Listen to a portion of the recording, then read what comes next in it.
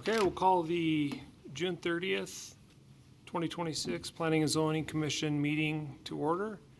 And we'll start with the Pledge of Allegiance. Please rise. I pledge allegiance to the flag of the United States of America and to the republic for which it stands, one nation, under God, indivisible, with liberty and justice for all.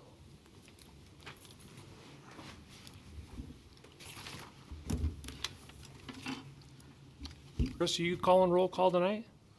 Yes, sir. So let's see if I can do this right. Commissioner Carey? Here. Commissioner Schlotthauer? Here. Schreiber? Here. Commissioner Wilhelm? Here. And Commissioner Flock? Here. Okay. And a lot of this agenda is kind of holdovers from our standard agenda. Unless there's no objection, I think we could just move on to the one item on the meeting tonight. Commissioner Schlotthauer?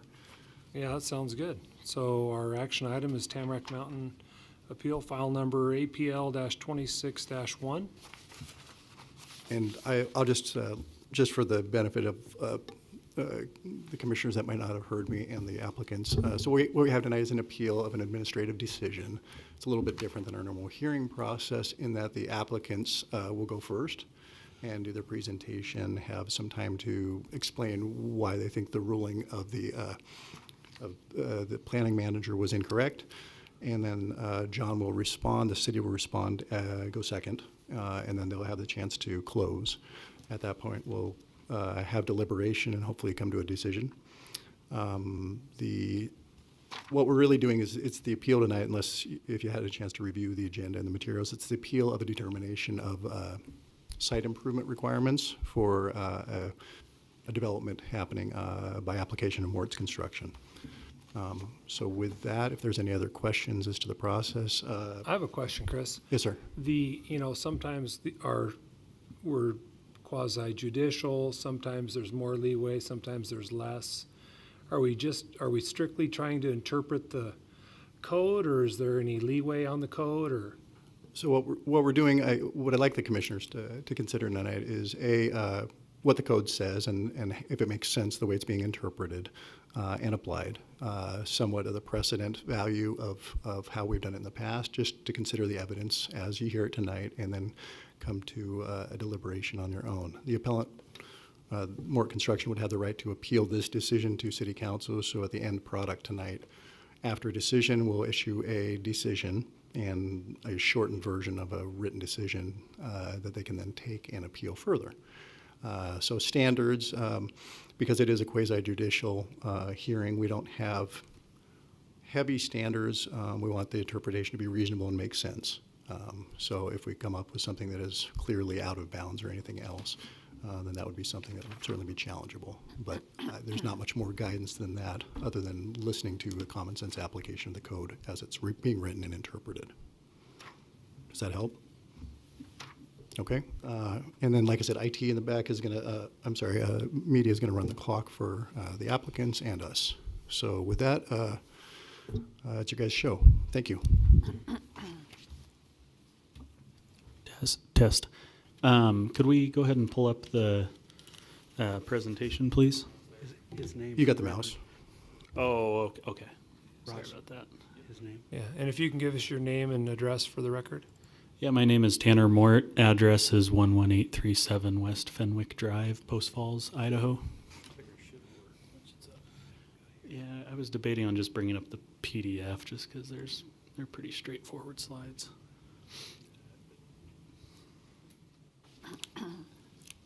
Anything else for the record before I go ahead and start? Okay.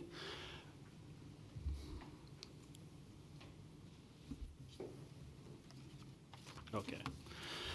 So I just wanted to start with a little bit of background here. I didn't really want this to become a big, legal interpretation thing about the code unless there is specific questions on why we are of the opinion that the code is being misapplied here.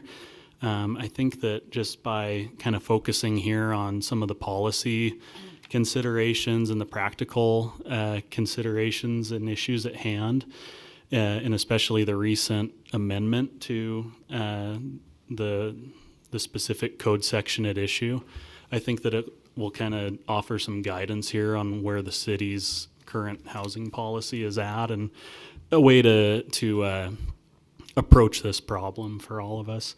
But what we have here, I've got just a quick photo. It's not the greatest. I've got another photo coming up that shows kind of the entire street. But those are the two subject lots. They were originally platted in 1891. There hasn't been any changes or lot line adjustments or anything to those. That is how they were platted in 1891. They're currently R2 zoning. And what we're doing here is we're constructing a duplex on each lot. So it's, kind of the legal term for it is residential redevelopment, infill redevelopment. And to kind of just add a little bit, we wouldn't be here appealing if we were just, upset with how the code applied to us, or what was in the code or the requirements of the code. We are here under the belief that the code is being misapplied to this project in particular, just because there's no rezoning, there's no subdivision, there's no annexation. It's just a straightforward residential redevelopment within R2 zoning, and R2 zoning allows for duplexes to be built. So there's also no change in use. It's been a continued residential use. It was residential when we bought it. We demolitioned the house and the shop that was there, and we're of the opinion that does not change the use. No different than if a house were to have burned down and somebody had to rebuild. There's no discontinuation in the use, and shouldn't trigger frontage improvements on that regard. But yeah, I don't want to get into the code stuff like that, just because I don't think this is really the time or the place, unless commissioners, you would like us to provide a little bit more on that. But from kind of the practical standpoint, here's just kind of the top down of all of 21st Avenue from Spokane Street. As you can see, there's no sidewalk on any portion of this street until you get clear to it'd be the west there, and that's the end of the development, and that's where River City Middle School abuts it. So from a practical standpoint, we'd basically be putting in a section of sidewalk that isn't connected to anything, and from a practical standpoint, that it's most likely going to become a hazard. Snow plows are going to likely hit it. It might become a bike jump for kids in the neighborhood. People could trip over it. It doesn't really make sense, and we're not really mitigating anything if you look at it from this broad picture. The reason of frontage improvements is to mitigate impact, and R2 zoning contemplates duplexes. There's other duplexes on this street. There's really no impact that we'd be mitigating at this point. I want to talk a little bit about the amendment to 1824-020, and specifically, this is the code section that requires frontage improvements anytime that there's rezoning or replatting or anything like that. And again, we haven't replatted, we haven't rezoned. These are pre-platted lots. The one of the kind of the main things point to what this amendment did. Well, I'll start with the background if anybody kind of wants a refresher on that. I don't know when everybody was appointed here, but the background was that there were all these infill projects, people building ADUs and stuff like that were triggering these expensive kind of non-proportional frontage improvements. And staff was bringing frontage waiver requests to council, and this amendment basically created a process to kind of ease some of that bandwidth and support these small-scale infill redevelopment and infill housing. And a lot of that stuff is outlined in more detail in the ordinance itself, if you want to take a look at that. But what the amendment really did was it just created an exception for the frontage and the frontage and requirements on certain parcels and certain projects. And, you know, what's really pertinent here is probably point number 2 and section number 3 from that. And, you know, section 2, it's talking about residential accessory structures. You know, so in that case, you'd be creating 2 different dwelling units and 2 different structures on a lot. And then in the third section, you know, you're potentially creating up to 3 additional units themselves and 3 additional dwelling units on a single lot. And, you know, we've looked at doing tiny homes in this particular development. It would avoid, you know, and it would avoid frontage improvements, but the problem with the tiny homes is if you look at the dimensions of our lots, it just does not lay out very well. And then on top of that, the duplex is a more affordable product for the end owner or the end renter. So it allows us to keep, you know, we plan to keep these for rent. It allows us to keep rentals prices a lot cheaper for our renters by building a duplex, because it's just a more efficient building when at the end of the day you're just trying to create 2 dwelling units per lot. So why does the amendment matter for the Post Falls housing policy? You know, the cities recognize the need for flexible housing, incremental infill development, and redevelopment. They've emphasized housing attainability, affordable housing, you know, and with that amendment, you know, these full frontage and alley improvements, it can make simple projects very inexpensive and unaffordable. And I think that's what was happening before the amendment happened. People wanted to do ADUs, they wanted to do cottage homes, small infill projects, and it was triggering these frontage improvements. And I don't know if that was from misapplication of the code at the time or if it was just the way that it worked out, but that's why, you know, the amendment seems to have been made in the first place. You know, and ultimately our project here, it seems to advance those goals, whereas these required improvements, they kind of work against the city's policy, is at least the way that we kind of view it. So I'll just get to our requested outcome. We'll have a lot of time left, but you know, we're just requesting a decision confirming that the frontage and alley improvements should not apply to this residential infill redevelopment project. I want to stress the fact that we haven't rezoned, we haven't changed any use, we haven't expanded an existing use. None of the trigger conditions have seemed to have been met.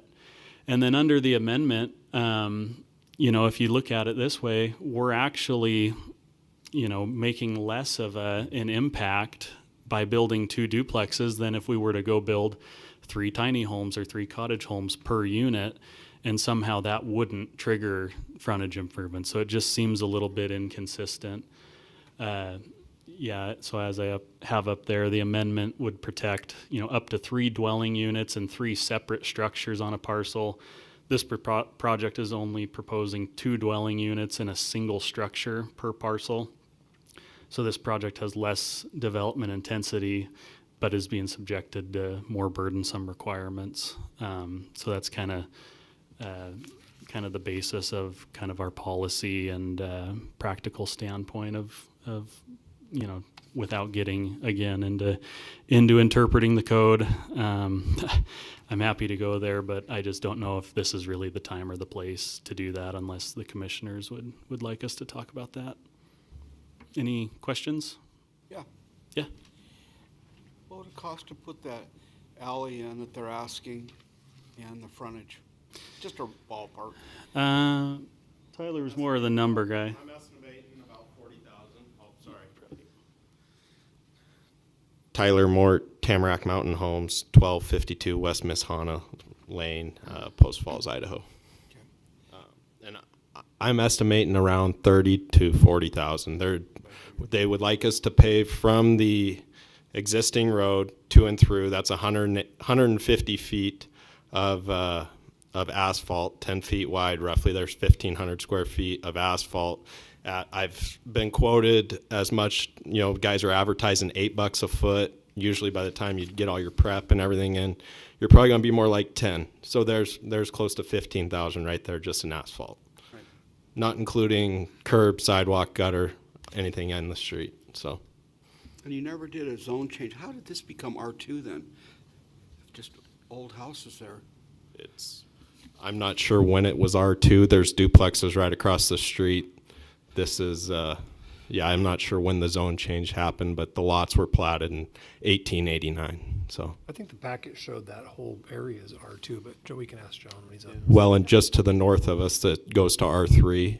And to the north of us, there's from the aerial you can see there's fourplexes. There's a fourplex actually sharing the alleyway with us that is using it as parking. So The houses on that street, I mean, I'm guessing the places you bought were probably dilapidated. yeah, as you can see from the aerial.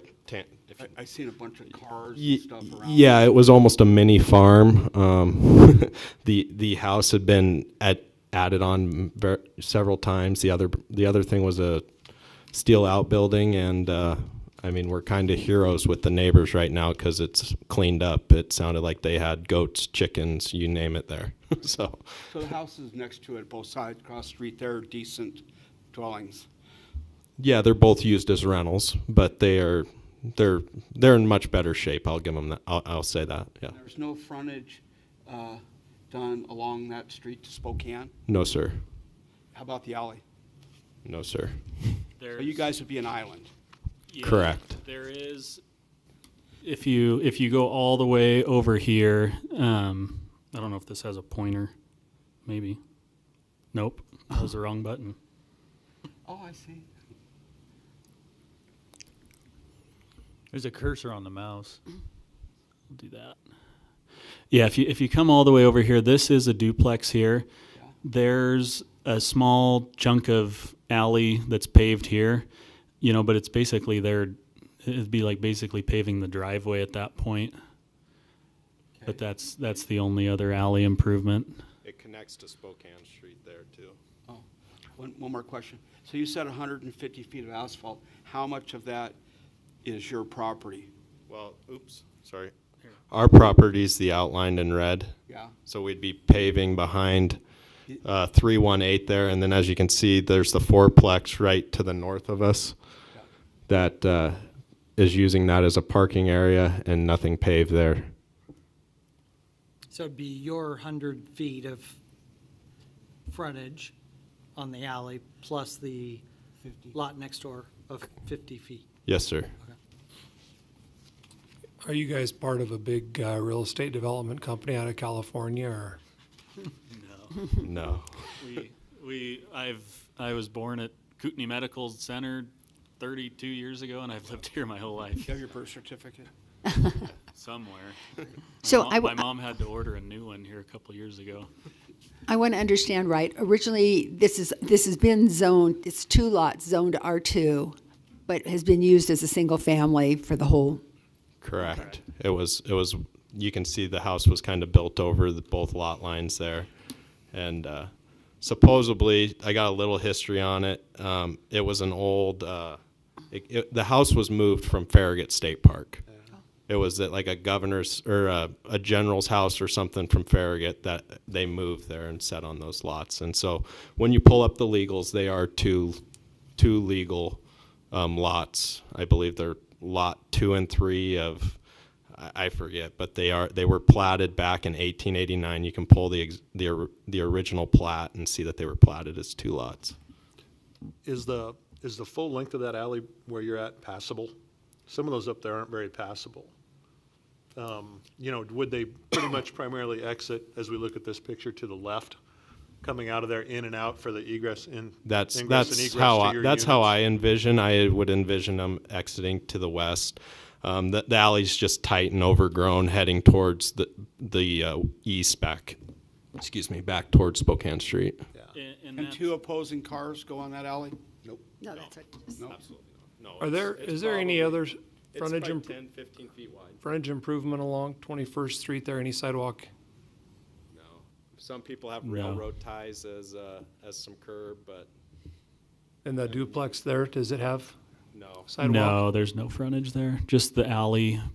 And I'm assuming they might have just did that on their own so that the end of their asphalt driveway didn't get tore up.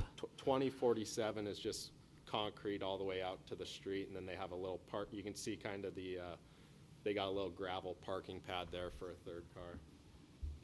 The one that's butts Spokane Street. Oh, okay. Yeah.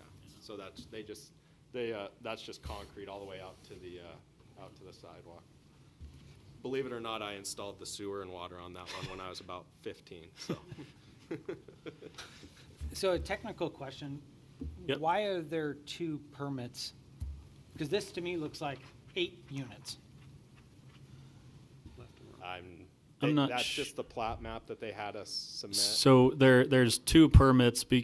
I'm assuming there's 2 permits because there's 2 different lots, 2 different buildings. Oh, okay. So, but really, it should be cut in half. There should be, and I Okay. think that's been a confusion all along. I think it's been looked at as a development, and we're going, no. These are 2 platted R2 lots. We got a duplex on one. That's a platted duplex lot. We have a duplex on another. That's a platted duplex lot. That's the site plan that our draftsman made or submitted to the city, but that could be causing some confusion as well. Have you guys put in for the permit, or do you have the permit? Permits have been issued, yes. Is, Condition of this being. Yeah. Yes. So any idea what those cost? Well, the last permits we did in the city of Post Falls was back right around COVID time. They were about, I think they were around 30,000 a duplex. So I'm budgeting about 32 to 34,000 per duplex unit, so close to 70,000 in permits. Probably closer to 60. We'll pick up a free cap fee on the one because the house was hooked up to city sewer and water. So, but we'll still have 3 city sewer and water cap fees and then all our impact fees. So it'll probably be right around 60 is my bet. Maybe a little over, a little under. But I don't like to be surprised, so I always budget high. Is that sewer in the front street, or is it down the alley on there? Sewer's in the street, water's in the alley. Yes, sir. So if you have to make these improvements with the sidewalk and the alley and that, is that gonna increase the rent? Likely, yeah. I mean, I think I like to at least get a cap rate of, about 8 to where it makes it cash flow. And so you start thinking 30,000 in rent, you're probably adding another $50 a month to somebody's rent to make it all work. I mean, for some of those people, that's a big difference.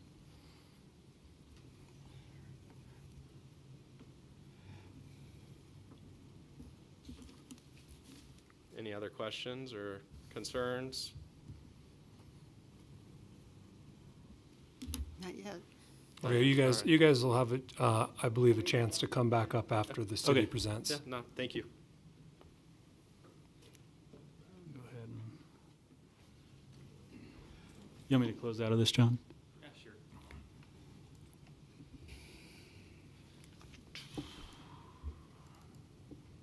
John, am I remembering wrong, or we did the amendments for the tiny homes and that amendment he's referencing? Didn't we do that since I've been on here? This is true. That was one of your deals, wasn't it? Yes. So the nexus to that was before I get into this, I'll address that question. But yeah, so the nexus was the exchange was for the opportunity for ownership. We weren't wanting to leverage the waiver of frontage improvements for a lease-only property. We wanted to increase the opportunity for home ownership on infill opportunities closer to our core. That was kind of the crux of that. We did discuss at the time when we were coming up with the language, different housing products, be it twin homes, duplexes and whatnot, and we were just gonna sample this out. So yeah, it's probably 2 years old, I'm guessing, two and a I half. remembered it. So yeah, John Manley, planning manager here at City Post Falls, doing the staff report for this Tamarack Mountain Homes appeal, file number APL 261. So I'm not going to go over this too much. I think we kind of know kind of what the ownership group is and the representatives and what the request is. We've been discussing with them since I went back through my emails, since about September 2025, going over different nuances of the code and how to apply the code. When does frontage improvements get triggered? As was referenced, we did discuss cottage homes and tiny homes as an option. We heard from them kind of why that wasn't their path of moving forward, but that was an opportunity not to have to do frontage improvements. We did discuss the permits, and as you see here, here's those 2 permits, and I highlight here, there's the acknowledgement that they were able to proceed. We tried to oblige their desire to get constructing this year, with the caveat that we would wait for the outcome of this hearing to decide whether or not frontage improvements would be triggered. We know now, that why they're here, and they could appeal us. Staff decisions, this first part of 110. Second part is whatever the outcome is today, there's an option to appeal that to City Council. Precedent set. You can see here on 101 to 107 West 10th, this is something that was done right around 2021, I believe. A gentleman bought this property in sometime before that, but in 2018, here's a street view of this property.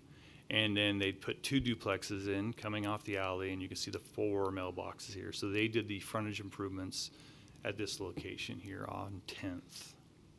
This is 1 block west of Spokane Street. So now going to this site, you do see, here's their site. You've already seen this aerial. Here's the referred to middle school with the sidewalk terminus at this location. It's about 265 feet west of this site. And you can see that there is some sidewalk to the northwest. Staff's view on this is through development or redevelopment of this area in time, there's an opportunity to potentially connect those sidewalks to a connecting system. Here is the street view of the site prior to demolition of what that site did look like.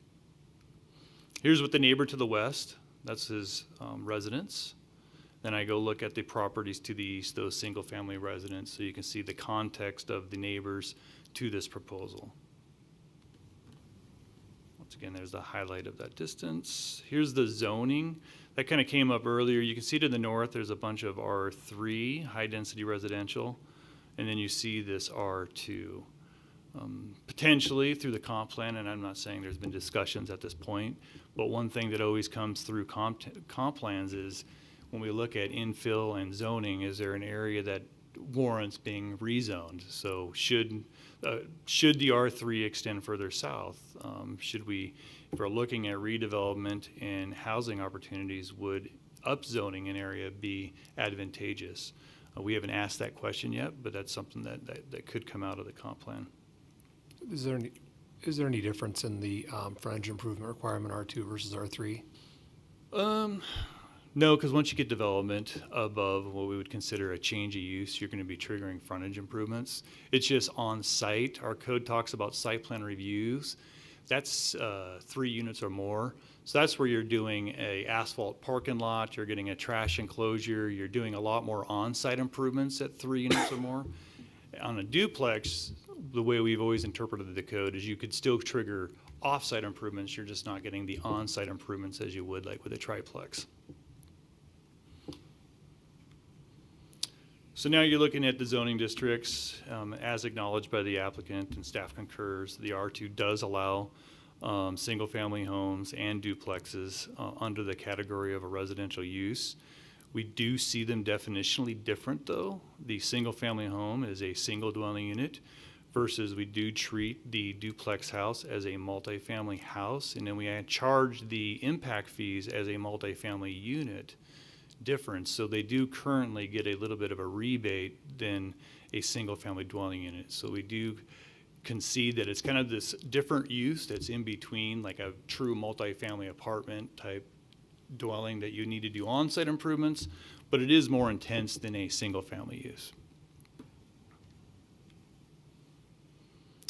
Here's looking and comparing the before and after. You can see here's that single family, and I kind of look at here, you had about, and I was kind of liberal in my interpretation. I summed up all the accessory buildings I can see and saw and came up with 1720 and gave credit for that as pre-existing residential square footage. And then the proposed residential square foot based off of the plans that were submitted equated to about just shy of 5,000 square feet. So that was a significant increase in total square footage between the before and after. And that plays a role in the determination. Looking at the structures themselves, this is the front view from the street looking at it, and here is the rear view. So you would have those 4 garages being accessed off that alley. Hence the importance of what we generally would require for a project getting this much of increased development intensity on it, those off-site alley improvements, because that's their primary access. One reason is for aquifer protection, to have some impervious surface to their main drive approach and potentially widen it so it's a safer corridor for those residents. Now getting into the frontage improvement code section that gets triggered, I highlighted it in 2 different colors. So the first one is creating a new land use. I would say definitionally, it is a new land use. You're going from a duplex, which is considered a multi-family units, and they get credit for that in their impact fees, or an expanding of an existing use by 25% or more. So if you could surmise that maybe it is the same use, just by the square footage from the before and after, from going from the 1720 to the 4830, that's about a 281% increase. It's a substantial increase. So that part would trigger it if you could somehow come up that it wasn't a change of use. What is it that, I wish Ray was here, he says that every annexation or application we have, we consider all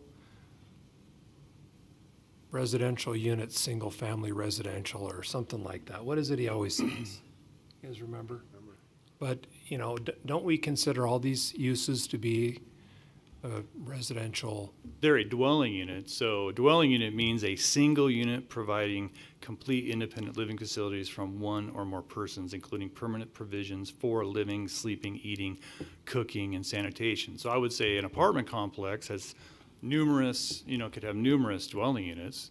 It just maybe not be a single dwelling, and it may not be a duplex, and it may not be a twin home. So there's just different classifications and categories in a residential realm, just treated differently based off their intensity. Okay. I wish I could remember what it is he always says, but. Can I ask you a question? Yep. Okay, for the new land use, is that all it shows right there? Create a new land use? Does it show more for that? Because it's residential going to residential right now. From a category standpoint, that's a true statement. Okay, so where does it say more about that would define that more? Because I see going from residential to residential. So it's not a new land use to me unless something else pops up here. That's been more or less been applied from a interpretation of the code and applied since basically I've been on board. I mean, if someone put an apartment there, that's a residential use too, but we consider that a intensification in a different use. Going from a single family home to an apartment is a different use, or going to a sixplex would be a different use. Going to a triplex would be a different use. So this here, in akin to that, you're going from an intensification, higher development return, they're choosing a duplex, and so I think. Well, I see the occupancy going up, but it's still residential, and I'm just looking for, I think what we're supposed to do in this is look for code. So Yeah. where does it say in the new land use where it differentiates from single family, duplexes, triplexes, or anything like that, or commercial, wherever? Where does it say in the code that defines that a little bit better? It's Or as is it just determined by the policy? zoning That's just administrator. policy, or what? basically as determined by the zoning administrator, which at this point in time is me. Right. And so if you wanted to say it's not a change of use, then I guess you could choose, then does it trigger the second one, expanding an existing use by 25%? Did the proposal expand a pre-existing or existing use by 25%?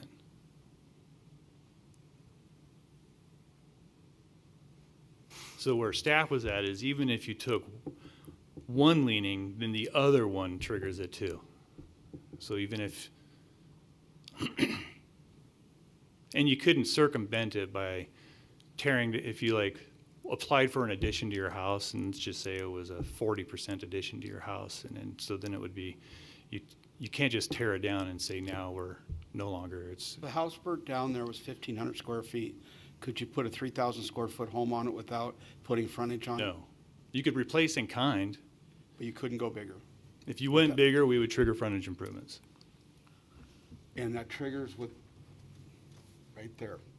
Yep, we would say you're expanding your pre-existing house, you were vested in the city at a 1,500 square foot house. You're choosing to go bigger, that's the choice you're making as an applicant, therefore we would trigger the second part of that sentence. Okay, so it's all interpretation. There's no in-code stuff that spells it out better. It's the planning, you, that interprets it. John, may I jump in? Just, there is a code definition, Commissioner Wilhelm, for use. It's in the general definition section. I don't have the ability to project it up there. It's just there's lots of definitions out there. So there's single family, there's duplex, but use, and I'll just quote it for you if I may. Use means a specific purpose for which a land or a building is designed, arranged, and intended, or the actual utilization of land or a structure, and structure is a defined term. So it's not particularly helpful for your question, but there is a definition in 1821.010. Okay. Go ahead, John.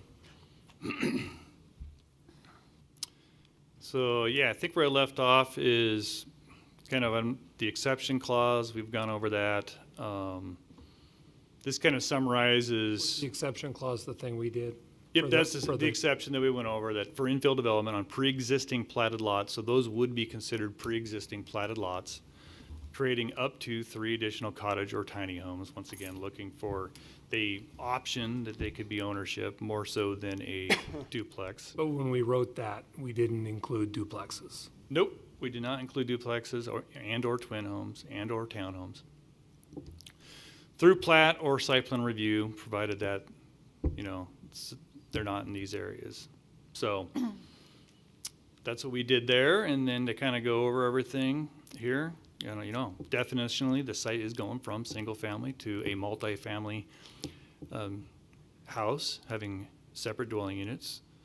The site is going from 1 units to 4 units, which, is here nor there since you could have done cottage homes and done the same. Permitted duplex, there's this total square footage, and then I cite the increase from the pre-existing. Any questions for me on why staff came up with the determination? Can you back up one slide, John? Yep. Just go there. So when it said, infill on pre-existing, blah, blah, creating up to 3 additional cottage or tiny homes, and you thought this part through, you were thinking of ownership, not of rentals. Yeah, we were wanting to. So, but if you're going to build 3 cottage homes and they're rentals, is there a different set of circumstances for it? No, but they do have they would more than likely lend themselves to an increased likelihood of being provided eventually through time in an ownership option versus a common wall that, because of building codes and how you construct duplexes, is different than. I just wondered, because it was written as though, no, then they're going to be ownership, not this guy's going to build 3 on his lot next door and he can rent them out and he's got some pretty good passive income. We knew there was no guarantees, you can't make it bulletproof, but if you could just point the ship in the right direction and I then get it, yeah. And you never let the know what market the do what the second market owner does. might do, or Right, yeah. or He you might- just never yeah. know. John, there's one other thing that I wanted to, that this jogs my memory on. I wish I had a better memory. Me too. There was a.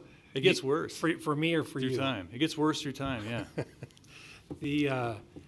There was something we changed our code. We had some really strict code on requiring frontage improvements. I think it was on something more commercial.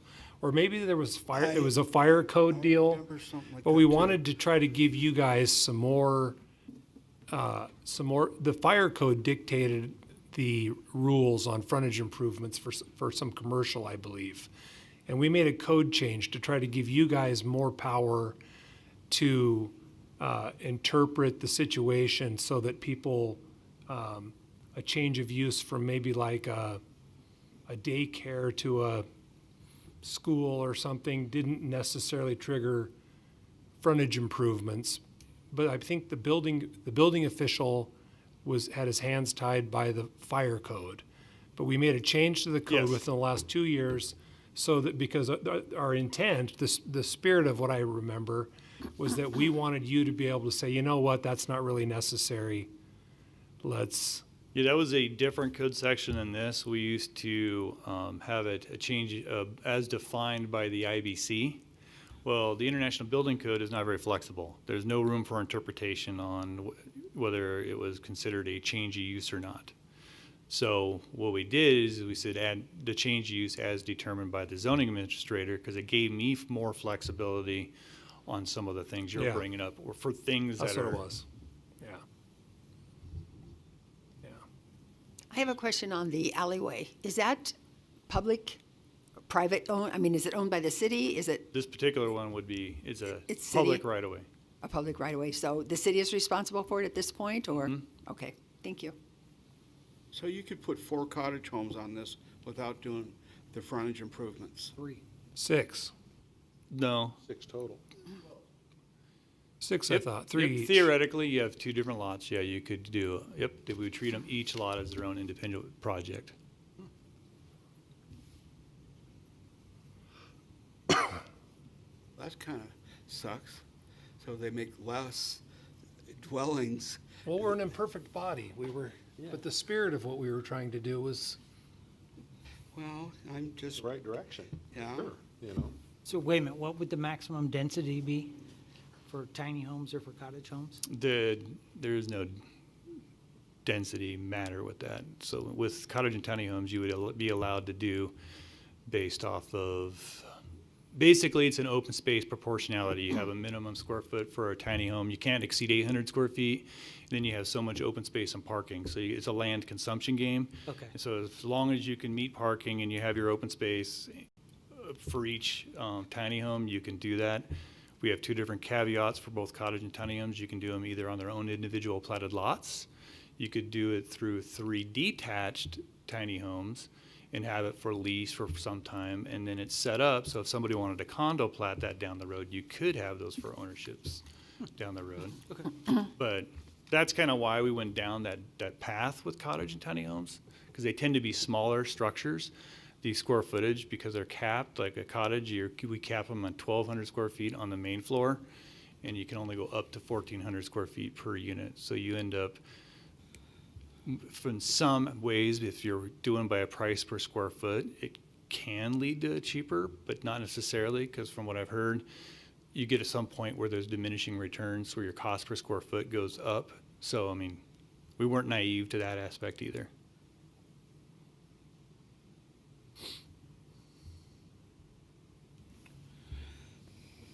Anything else?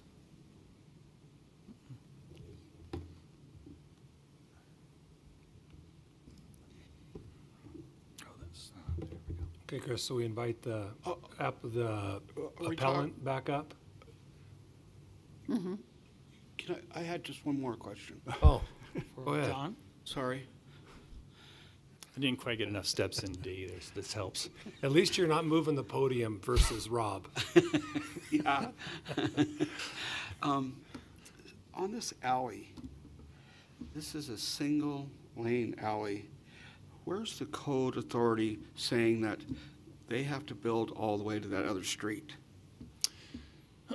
I might pull up Chris Schneider. He's with engineering, so he a lot of times would be, engineering would be exercising the application of those off-site improvements. Okay. I just know that's what we've always done, so. Well, I mean, this is a new for us too, the appeals. Yeah. And I just, Chris Scheider, staff engineer. The intent of frontage improvements as they get triggered is we do to and through development. So alleyways, sewer extensions, water extensions, you develop from wherever you can start it to and through your property. So alleyways, nearest road, whatever makes the most sense, that's where you'll grab it from. Sewer, same situation. And similarly with water, you would run those basically to the ends of your property, so when your neighbor develops, they can pick it up and continue. So that's why instead of stopping at their garage, they'll go to the end of their property, because if their neighbor comes in, they would continue it through their portion. I don't know if the language in the code is explicit to that. That's going to be more of a performance standard with engineering. well, I'm asking that if it's code or if it's just policy. I would say it's policy. Sorry, and Commissioner Wilhelm, again, I'll just Please do. supplement Please do. Chris's.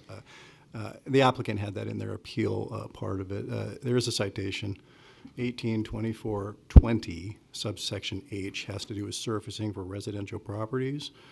And it says all required residential access, drives, and parking areas must be surfaced with concrete or asphalt paving. So the city's interpretation of that is, as the primary access, the residential access drive, it is taking it from an unpaved alleyway, so that's where the paving comes in. The code you just read.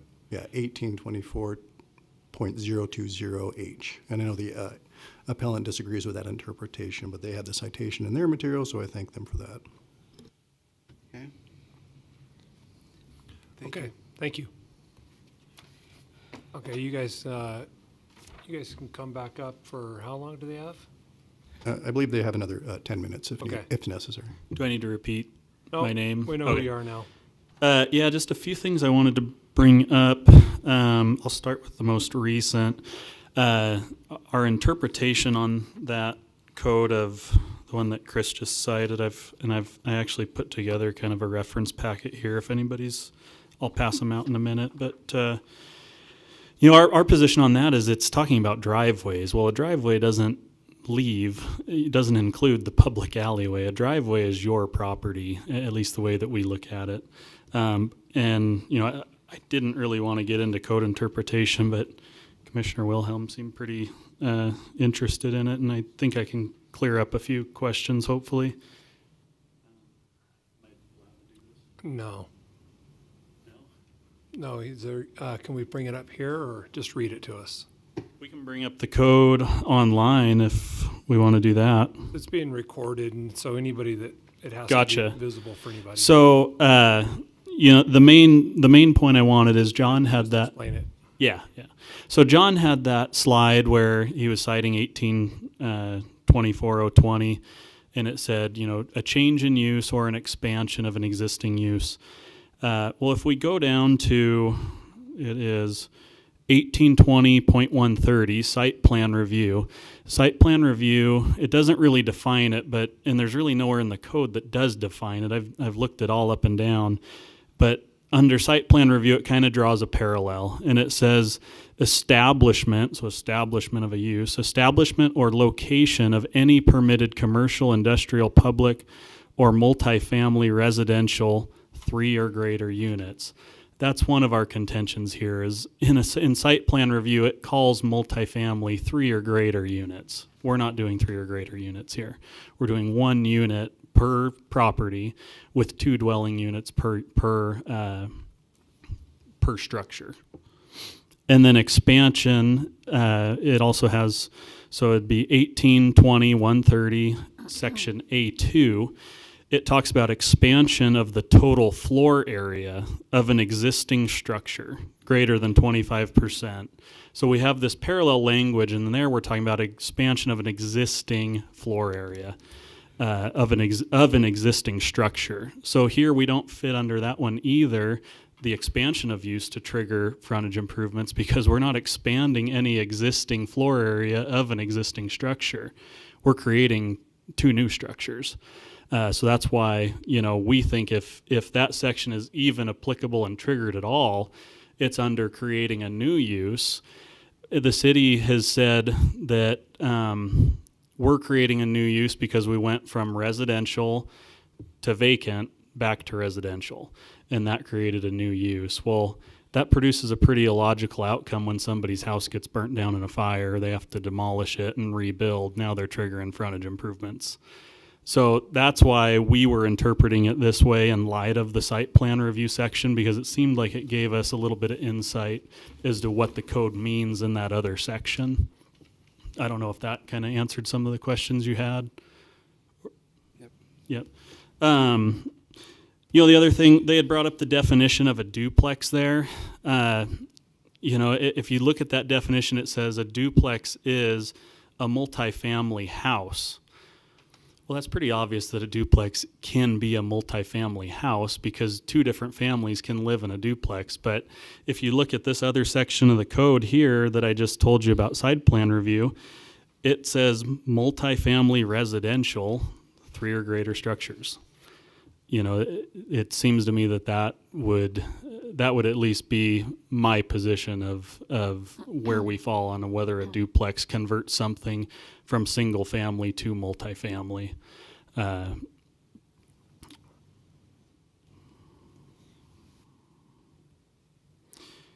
other thing, what the code does not say that any intensification triggers frontage improvements. I know that was kind of one of John's main things that he had brought up. I'm not saying that that's what he was, saying the code said or relied on, but, the code doesn't say intensification equals frontage improvements or mitigation for that matter. It probably can apply that way in reality and in principle, but that's not what the code says, and that's not what we're bound to do. And then the other thing too here is I just want to stress that this is redevelopment. These lots have already been developed. They were platted in 1891. All that we're doing is redeveloping and rebuilding within zoning of R2. So there's no development happening. I know that was one of the points that was taken on the alleyway to and through development. Again, not development. This is redevelopment. There's no subdivision, no rezoning, no annexation. Any other questions? I have one. Yep. I didn't exactly understand what you were saying about, I think you were clarifying on the expansion of floor space, which was the second part of the code section. So, John's bound by the code and to interpret the code as written. And, even if, maybe it's not what we intend exactly, but it is what it is. Can you expand on that? I didn't exactly understand your argument So there. when he had it up there, basically the two triggers that we were looking at to trigger frontage was a change in use or an expansion of a use. And I think that code, it was pretty vague on that. And what I was saying is if you go into site plan review, it kind of follows this parallel path. And under it's 1820, 130, section 2, it talks about expansion of the total floor area of an existing structure greater than 25% other than a multifamily structure is what that says. So basically what I was getting at is in the trigger section of expansion of a use, it was saying 25% expansion of an existing use. Here we have expansion of the total floor area of an existing structure.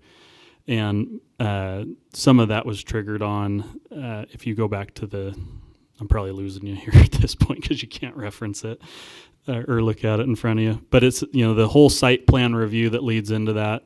Site plan review ensures that new development meets applicable provisions of this code. We're not doing new development here. It says redevelopment. And then it says a site plan shall implement the appropriate provisions to connect nearby infrastructure and utilities, provide necessary easements, complement adjoining land uses and transitioning of areas. Site plan review and approval is required for And then that's where it says, essentially, if you were to paraphrase it, establishment of a use, of a new use, or expansion of the total floor area. I don't know if that answers your question. It's that's good, probably thanks. tough without looking at it. Well, we're not lawyers and we're not code experts. I'm not an Idaho lawyer. But we are, we basically try to read between the lines and work within the spirit of the rule. That's what we are good at, and so. Well, and think we if I understand it. if I can say something, I mean, I think if there's anything that's come from this, we can all agree there's a lot of gray area in this code. The fact that, they have these under the site plan review, which he was just referencing, in the 25%, expanding the use 25% or expanding the floor area, but yet you can go build 6 tiny homes, which I promise you are going to expand and meet all of these and not trigger frontage improvements, is, it calls for some head scratching here, right? And I think that's the biggest thing for us is we're going, why could we go do 6 tiny homes or 2 tiny homes and create the same amount of use, density, you name it, and not trigger these frontage improvements? And then 2 duplexes are now being treated as a big multifamily development, and it's triggering these uses. We're not increasing the density or the use any more than what it's allowed for. So that's all I wanted to say. We sure appreciate your time. I'm done talking. If you got anything. Unless there's more questions. No more questions, you guys? No, good. Okay, thank you. Okay, appreciate it, guys. Thank you, everybody. So do we close the hearing then? Yeah, let's just go ahead and close the hearing, bang the hammer. So we'll and- close the hearing and And then we're just, we don't, like I said, this is a little bit of an open interpretation. We don't have a whole lot of guidance other than what you've heard tonight. The decision before you is whether or not to grant the appeal, I guess technically, is whether the P&Z grants the appeal of Mort Construction of the John's determination of the improvements. That's really the only question you need to answer. How you get there is entirely open to you. Can I ask a question? Can Sure. the two issues be separated? I mean, because we have frontage and we have alley. Does it have to be a yes or no for both? I think for consistency, it should be whether or not the site improvement conditions are triggered. We're not really appealing one or the other separately.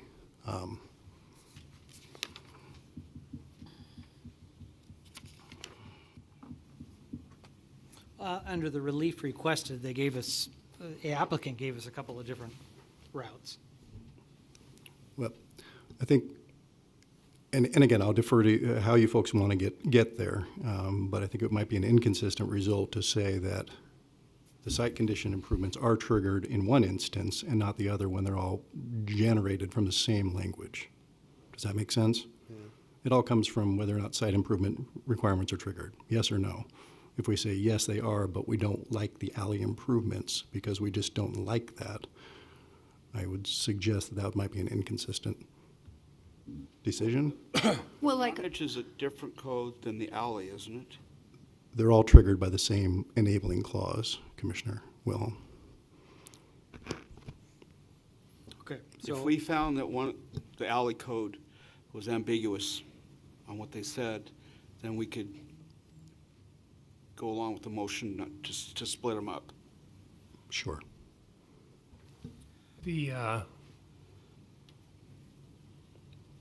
Chris, go ahead. Do you have anything you want to I was bring just up? going to throw out there my thoughts. Yeah, let's hear. So, first of all, I think the applicant made a great presentation. And I find this in every city code I deal with. There are so many inconsistencies and so many different ways to interpret it that it gets really confusing.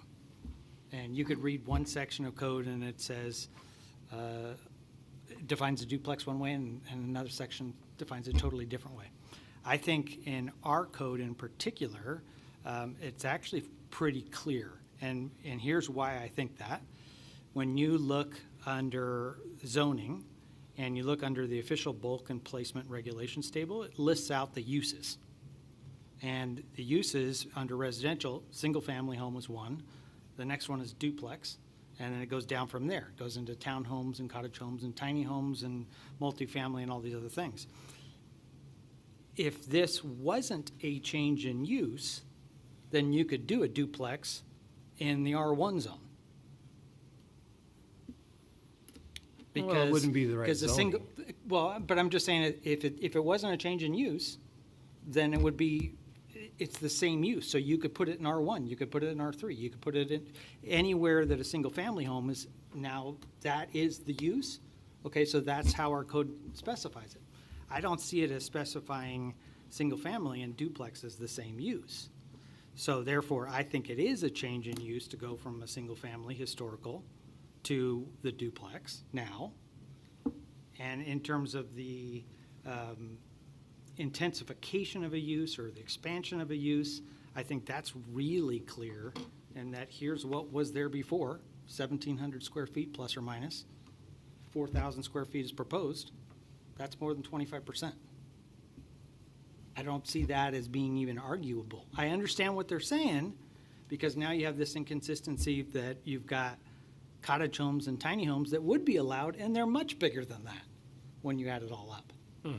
But that's not what's applicable in this case, because we're not doing cottage homes or tiny homes. So from that perspective, I think it does trigger.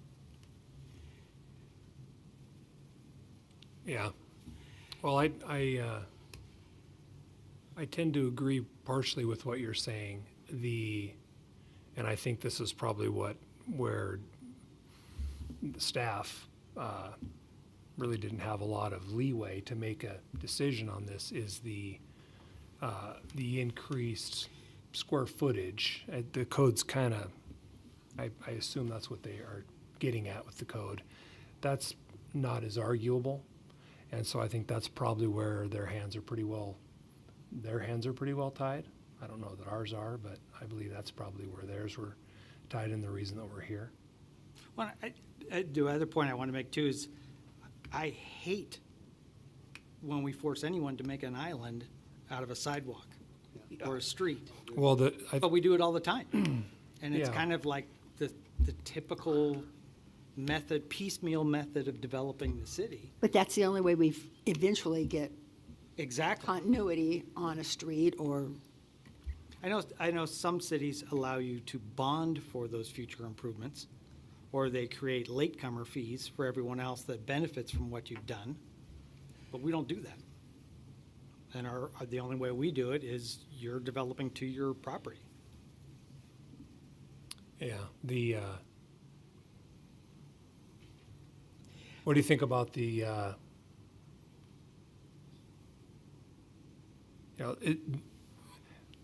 it's difficult because we're interpreting not only what is exactly written, I believe, but our intent. Yes. And I think that I can remember our intent when we did the tiny home. Our intent was to try to foster the things that were outlined in the presentation, which was the affordability and keeping rents low, and taking, the spirit of what we did was we didn't want to cause the person who's redeveloping these infill areas, we didn't want them to waste money on something that was just going to jack up the rent. Yeah.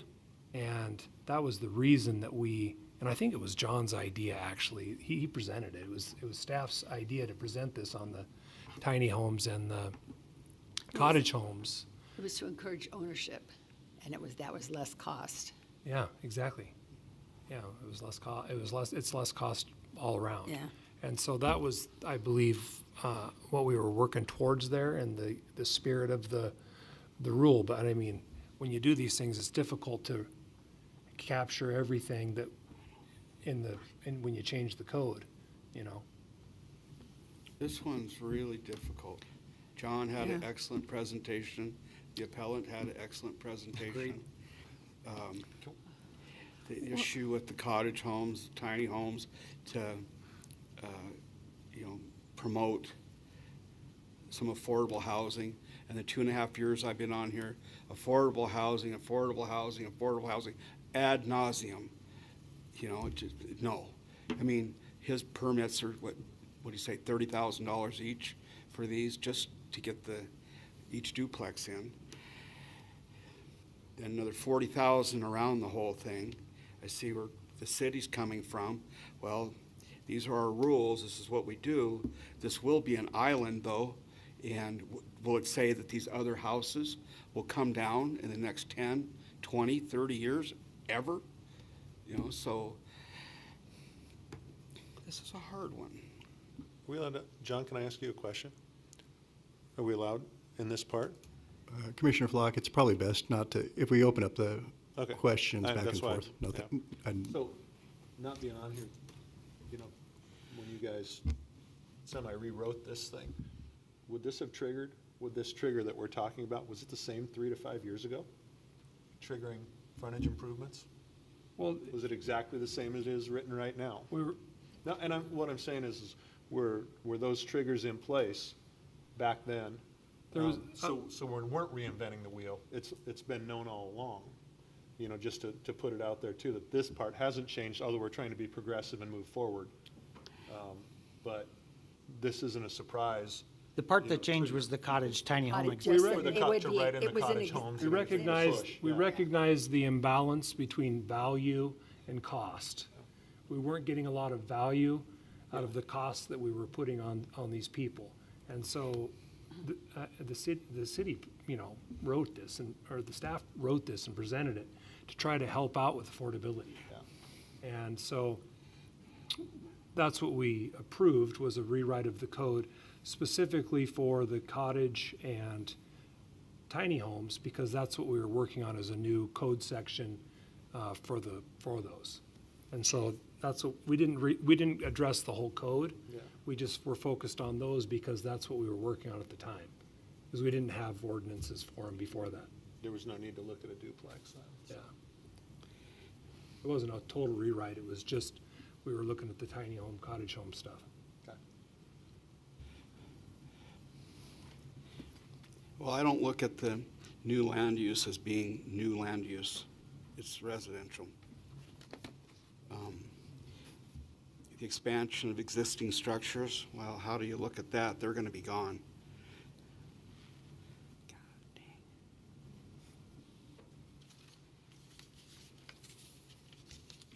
And I just see this thing as being an island forever, with all those houses there.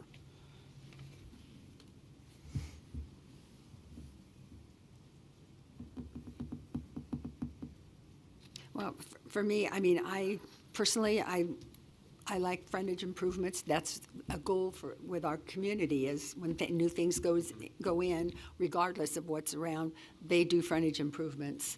We have it done in developments and everything, that past the development, there's no frontage improvements, and we don't know when it'll be.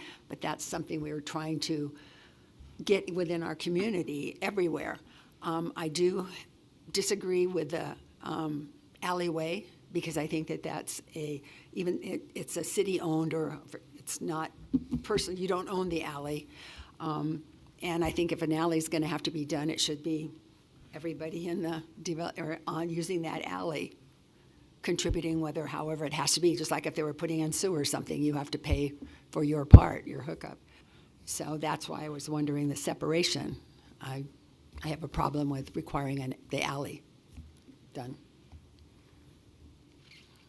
It's a valid argument on the alley. At the same time, it's 50 feet of alley. You know, and we're talking an alley that's 10 feet wide or whatever. It's not that significant. Well, yes and no. I mean, then we have a long ways then too of not, people that will be turning and coming in and using their 50 Yeah, feet true. of paved alley to get to theirs down the street. True. So, I don't know. That's just.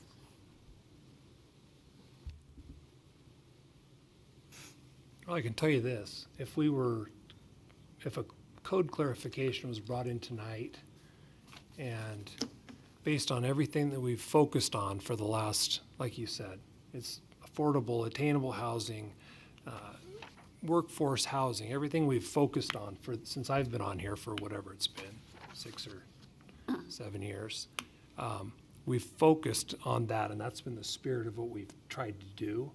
And so if a code rewrite came before us next week and said, hey, let's, in a city island like this on an existing use, let's rewrite the code to where it doesn't require frontage improvements in an island like this, or allows them to bond the improvements until there's something accompanying it at least, or within 100 feet of it or 200 feet of it, I'd be in favor of it. So I think that's, in my mind, that's the spirit of what we're dealing with here.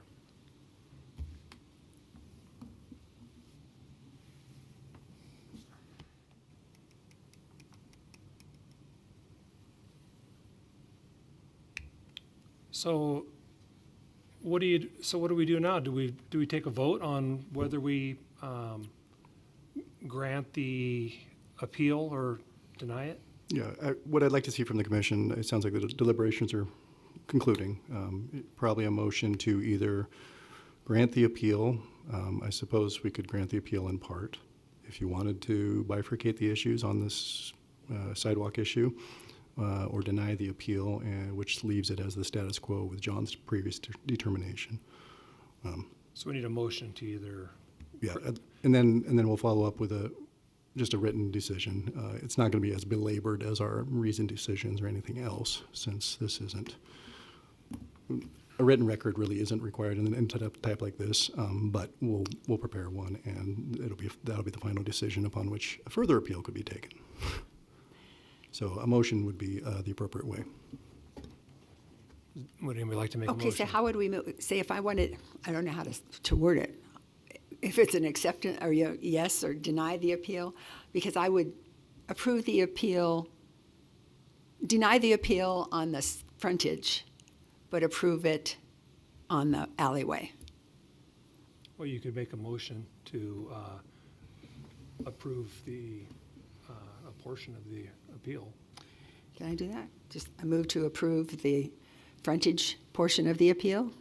The alley portion is what you're approving. No, I don't want the alley. Right. Yeah, So they're appealing. for both. They're appealing having to make improvements in the alley, so you'd grant. They're doing both. Yeah, I understand. Okay. I'm just clarifying that, so to grant their appeal would be that they don't have to do the alley. So that would be, I think that's what you're Okay. trying to say. I think it could be done in one motion, Commissioner Carey, if Okay. one wanted to do it that way. Okay, so just correct me if I'm saying it wrong then. So I make a motion to grant the appeal on the alleyway and deny the appeal on the frontage. I think you're saying it correctly. Does anybody second the motion?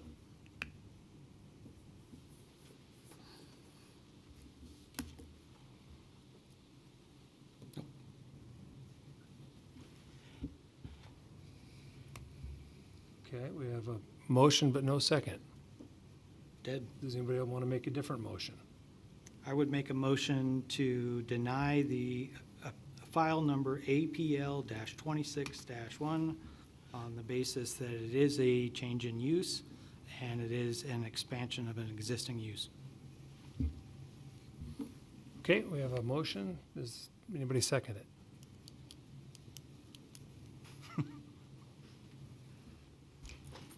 Read yours again. Yeah. Would you, I'm making a motion to deny the appeal okay, okay. Entirely. on the basis of what was outlined by staff. Okay, I'll second. Yeah, because it's denying both. Okay, we have a motion and we have a second. Call for a vote. Commissioner Schreiber, Yes. Commissioner Wilhelm, No, Commissioner Schlotthauer, No. Commissioner Carey, Yes. Commissioner Flock. No. Okay, so motions Fails. fails. We have another motion. I'll make a motion to approve the appellate's appeal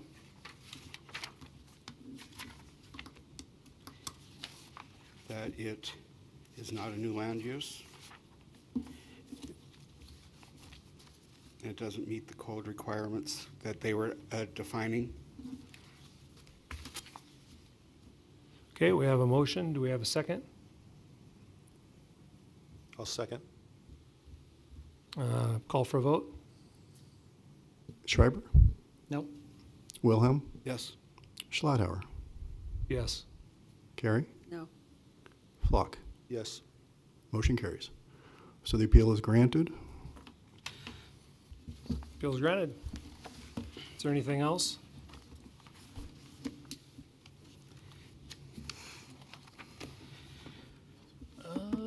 No, other than July 14th should be pretty light. I like that. Be safe. Okay. Happy 4th, everybody.